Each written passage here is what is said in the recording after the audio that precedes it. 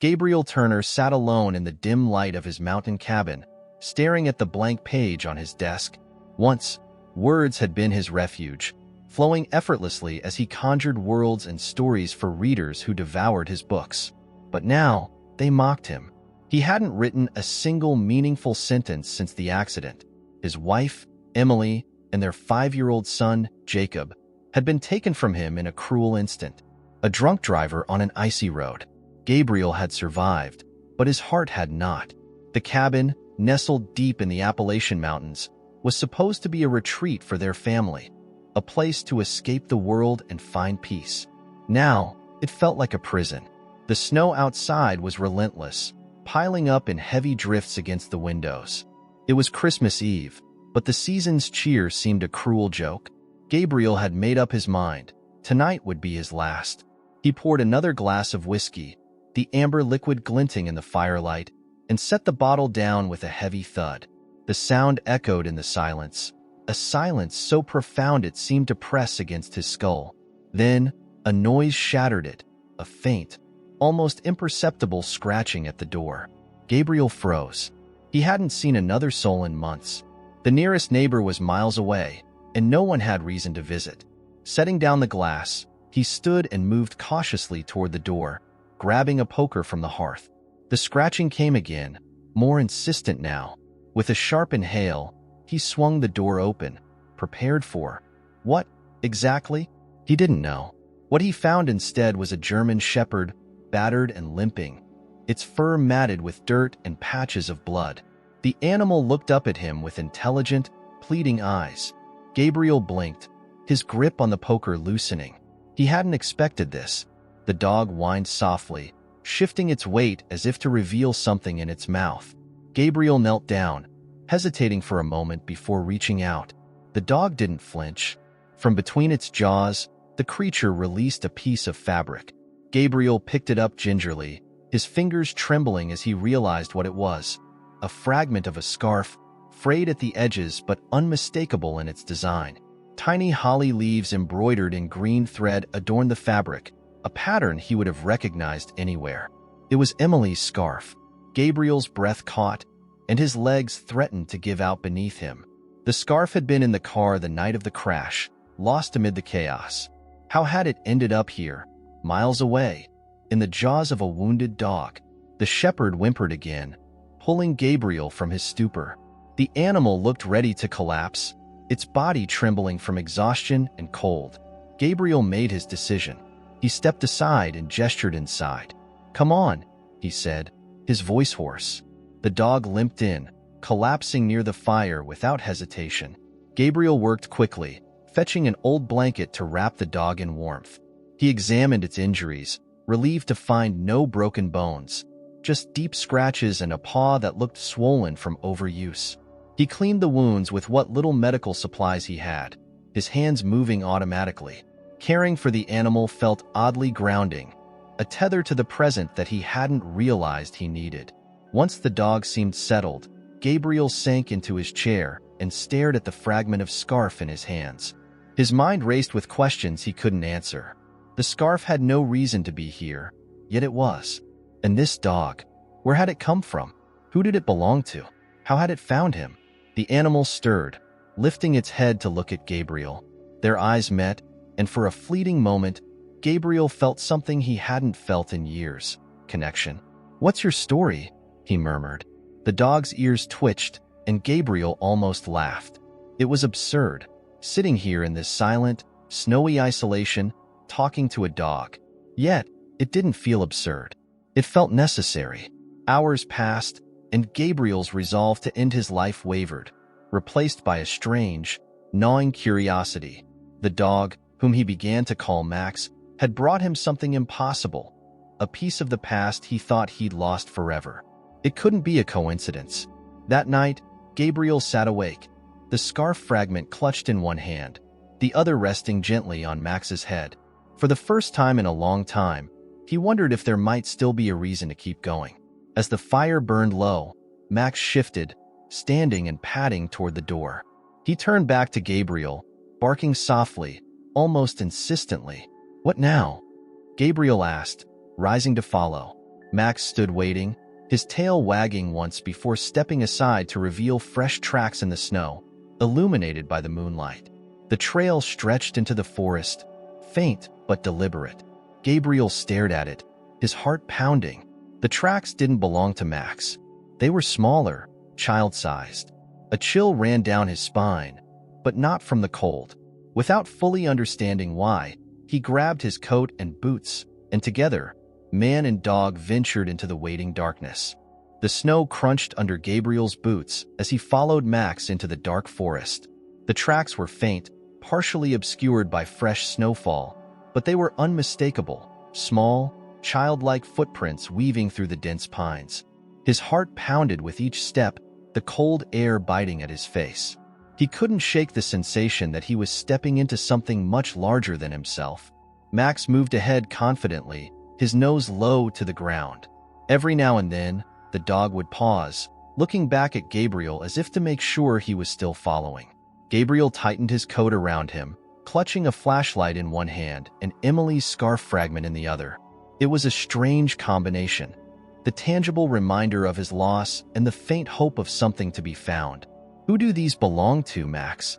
Gabriel murmured, his voice barely audible over the whisper of the wind. Max didn't answer, of course, but the dog's focus was unyielding, his determination infectious. Gabriel pushed forward. The forest grew darker as they went deeper. The branches overhead formed a canopy, blocking out the moonlight and casting eerie shadows that danced in the beam of Gabriel's flashlight.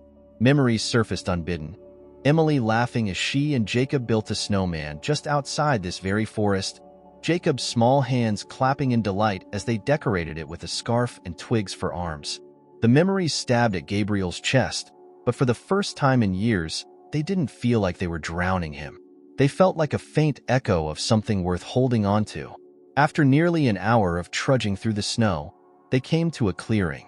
Gabriel stopped, panting, and shone the flashlight around. The tracks were more distinct here, leading to a patch of disturbed snow beneath a large evergreen tree. Max trotted ahead, sniffing intently, and let out a low whine. Gabriel's stomach tightened as he approached.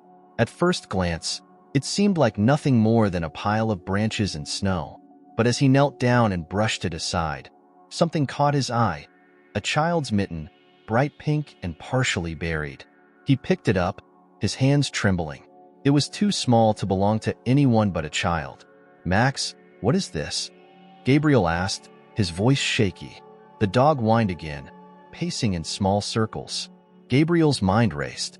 He remembered hearing about a missing child from the nearby village, a little girl named Sophie who had disappeared weeks ago. The villagers had searched the woods for days, but found no sign of her. Could this mitten belong to her? Gabriel's pulse quickened. He had no way of knowing for sure, but the possibility sent a jolt of urgency through him. He stuffed the mitten into his pocket and stood. "Let's keep going," he said, his voice firmer now. Max barked in agreement and led the way deeper into the forest.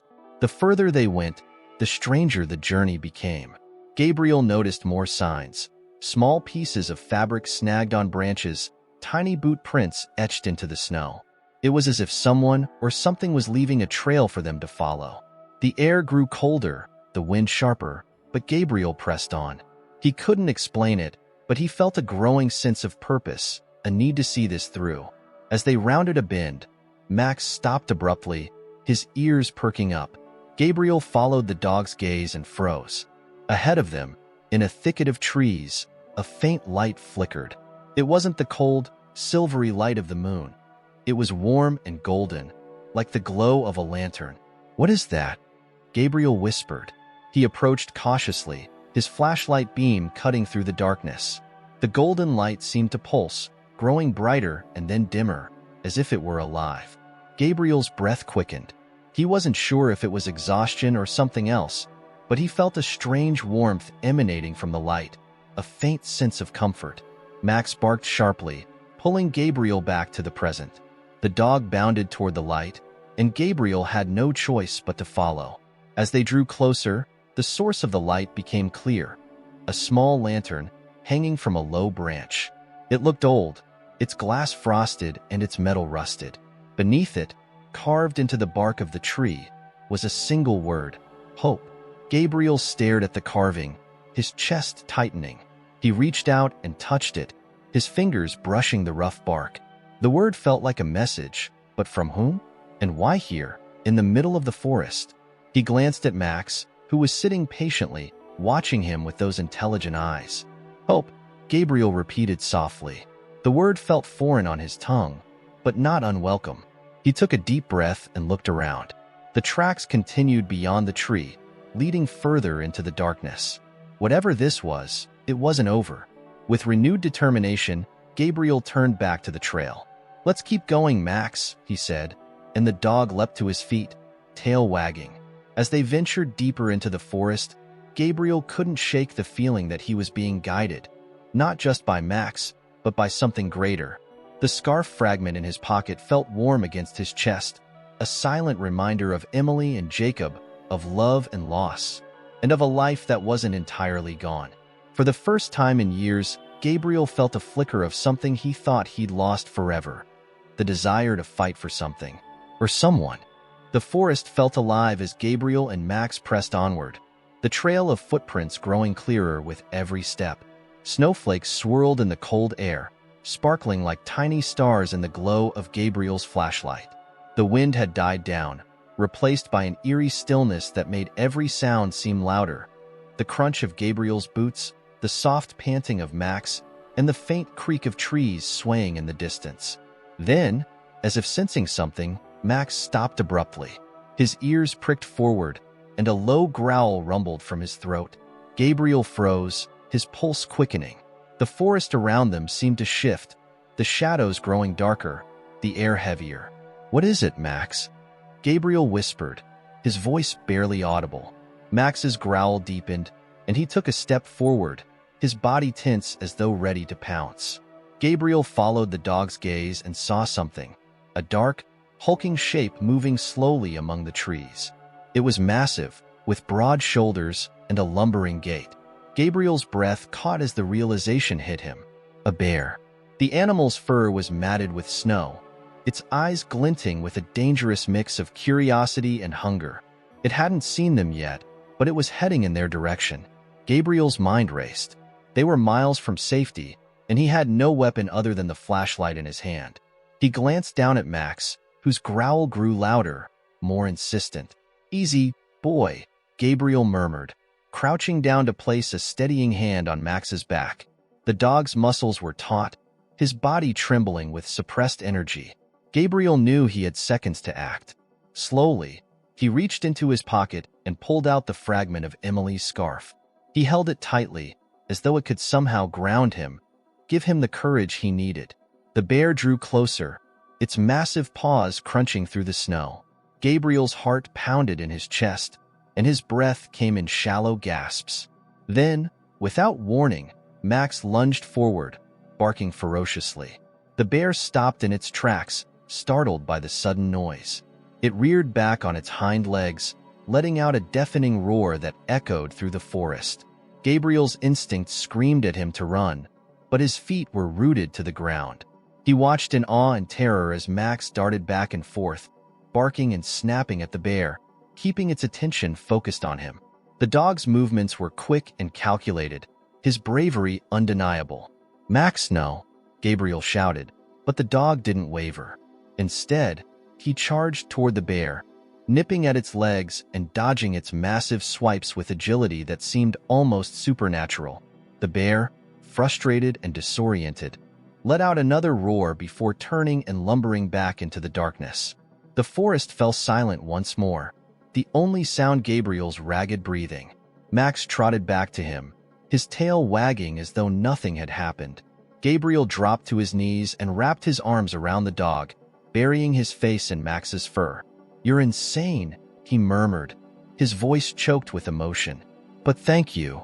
Max licked Gabriel's face, his warm, rough tongue a strange comfort in the freezing cold.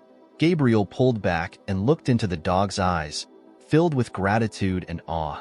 He had always thought of himself as a man without faith, but in that moment, he couldn't deny that Max was more than just a dog. He was a savior. The near-death encounter only strengthened Gabriel's resolve.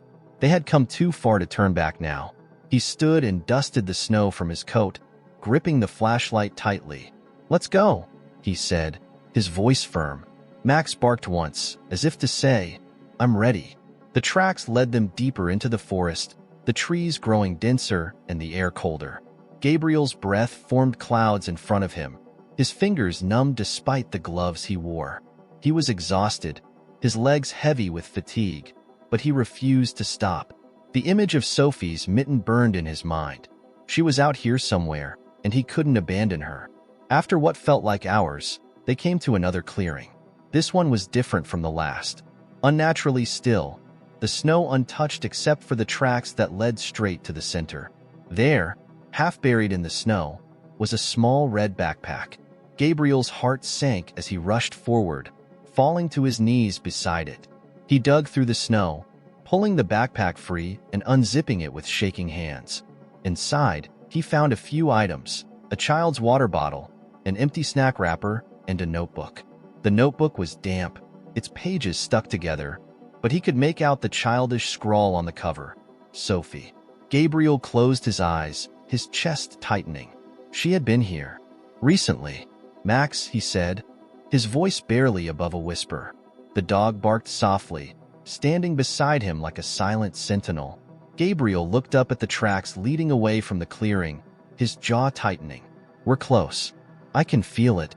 As they continued, the forest grew darker, the trees pressing in around them like silent witnesses. The trail became harder to follow, the footprints fading beneath fresh snowfall. Gabriel's legs ached, and his vision blurred with exhaustion, but Max never faltered. The dog pressed on, his nose to the ground, his movements driven by an unshakable determination. Finally, they came to a steep incline, the tracks leading upward toward a rocky outcrop. Gabriel hesitated, staring at the treacherous path ahead, but Max barked and began to climb, his paws slipping on the icy rocks but finding purchase with each determined step. Gabriel followed, his breath coming in short bursts as he hauled himself upward. When they reached the top, Gabriel stopped, his chest heaving. In the distance, he saw it, a small cave entrance, partially hidden by snow and overgrown branches. The tracks led straight inside. Max stood at the entrance, his tail wagging furiously, and let out a triumphant bark. Gabriel stared at the cave, a mix of fear and hope swirling in his chest. He tightened his grip on the flashlight and stepped forward, his voice trembling as he called out, "Sophie, are you in there?" The response came faint and fragile, but unmistakable, a child's voice, quivering with cold and fear. "Help, please." Gabriel's heart leapt as he and Max moved into the cave, the beam of his flashlight cutting through the darkness. Sophie was here, and she was alive. The cave was cold, the air heavy with dampness. Gabriel's flashlight beam swept across the rough stone walls, illuminating patches of ice that glistened like glass. Max darted ahead, his paws echoing softly against the cavern floor. Gabriel's heart thundered in his chest as he moved forward, each step slow and deliberate. Somewhere in the depths of this cave was Sophie, her faint, quivering voice still echoing in his ears. "Sophie," he called again, his voice trembling. The flashlight's beam flickered, threatening to fail, but he tapped it and pressed on. Max barked sharply, his voice cutting through the silence, guiding Gabriel deeper. Then he saw her, a small figure huddled in a corner, wrapped in a thin, tattered coat that did little to shield her from the biting cold. Her face was pale, her lips tinged blue, but her eyes, large and frightened, met his. Tears glistened in their corners as she whispered, "Help me." Gabriel's knees nearly buckled with relief. He dropped the flashlight and knelt in front of her, pulling off his coat to wrap around her trembling body. "It's okay," he said softly, his voice breaking. "You're safe now. I'm here." Max nudged Sophie's side gently, his warm breath puffing against her skin. She reached out a tiny hand and placed it on his head, her fingers weak but steady. "Doggy," she murmured, her voice barely audible. Gabriel felt tears sting his eyes as he tightened the coat around her. "His name is Max," he said, "and he's a hero." Sophie's lips twitched into the faintest smile, but her body shook violently. Gabriel knew she wouldn't survive much longer in this cold. They had to leave now. He scooped her up into his arms, her small frame alarmingly light, and turned back toward the cave entrance. "Max, let's go," he commanded. Max barked and led the way, his tail wagging with an urgency that mirrored Gabriel's own. The climb back down the rocky incline was treacherous, Gabriel's boots slipping on the icy stones, but he clung tightly to Sophie, refusing to let her go. Each step felt like a victory, the wind biting at his face and snow blinding him, but he pressed on, driven by a determination he hadn't felt in years. When they finally reached the forest floor, Gabriel paused to catch his breath. Sophie stirred in his arms, her eyes fluttering open. "My mommy and daddy," she whispered, her voice barely audible. "Will they be mad?" Gabriel choked back a sob. "No, sweetheart," he said, his voice gentle. "They'll be so happy to see you." Max barked sharply, drawing Gabriel's attention. The dog stood at the edge of the trail, his body alert. Gabriel followed his gaze and saw lights flickering through the trees, flashlights and lanterns moving in the distance. Relief flooded through him. "The search party," he shouted, his voice hoarse but strong. "Over here. We're here." The lights grew closer, accompanied by voices calling out in alarm and hope. Moments later, figures emerged from the shadows. Villagers bundled in heavy coats, their faces etched with concern. Sophie's parents were among them, their expressions shifting from despair to overwhelming joy as they saw their daughter in Gabriel's arms. "Sophie!" her mother cried, rushing forward and pulling her from Gabriel's embrace. Sophie's father wrapped his arms around them both, tears streaming down his face. Gabriel stepped back, his chest tightening as he watched their reunion. "You saved her," Sophie's father said, turning to Gabriel with a look of profound gratitude. "We thought we'd lost her forever." Gabriel shook his head, his throat too tight to speak. He glanced at Max, who stood beside him, his tail wagging. "It wasn't just me," Gabriel managed to say. Max led the way. Sophie's mother knelt down and stroked Max's head, her tears mingling with her smile. "Thank you," she whispered. "Thank you both." As the villagers surrounded Sophie and her family, Gabriel felt a warmth he hadn't experienced in years. It wasn't just the satisfaction of saving a life. It was the realization that he wasn't as broken as he thought. He had been lost, like Sophie, but Max had guided him back to something he thought he'd lost forever: hope. Later that night, back at the cabin, Gabriel sat by the fire with Max curled at his feet. The scarf fragment rested on the mantel, its embroidery glinting in the firelight. The cabin no longer felt suffocating. For the first time in years, it felt like home. Gabriel reached down and ruffled Max's fur. "You saved her," he said softly. "And you saved me too." Max looked up at him, his eyes bright and knowing. Gabriel smiled, a genuine smile that felt foreign yet comforting. He no longer saw the scarf as a relic of what he'd lost. It was a reminder of the love that had shaped him, a love that could still guide him forward. As the clock struck midnight, Gabriel raised his glass of water, no whiskey this time, and whispered, "Merry Christmas, Emily." "Merry Christmas, Jacob." Max let out a contented sigh, and Gabriel leaned back, watching the fire dance in the hearth. The night was still, the forest outside blanketed in snow, and for the first time in years, Gabriel felt at peace. Thank you very much for watching the video to the end. If you were moved by the story of the canine hero and the spirit of Christmas that transformed lives, leave your like, subscribe to the channel, and share in the comments what you thought of this exciting journey.